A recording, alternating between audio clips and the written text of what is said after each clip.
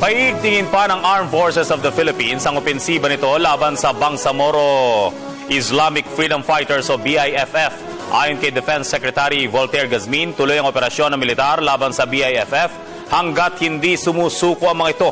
Walang itinakdang deadline ng AFP para sa naturang operasyon. Gayunman, patuloy ang panawagan ng militar sa grupo na sumuko na upang matigil ng kaguluhan sa Mindanao na nagresulta sa pagkasawi ng marami sa kanilang mga miyembro at maging ng mga sibilyan. Nitong Sabado, muling nagsagawa ng pursuit operations ang AFP laban sa nasa 100 miyembro ng BIFF sa Pikit, North Cotabato.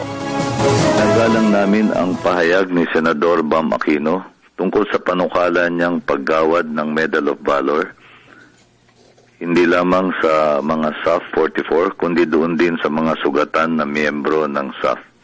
Ang paggawad ng medalyang yan ay may prosesong sinusunod batay sa patakaran ng ating sandatahang lakas. Yun po ay yung Armed Forces of the Philippines Regulations G131-053, Series of 1986.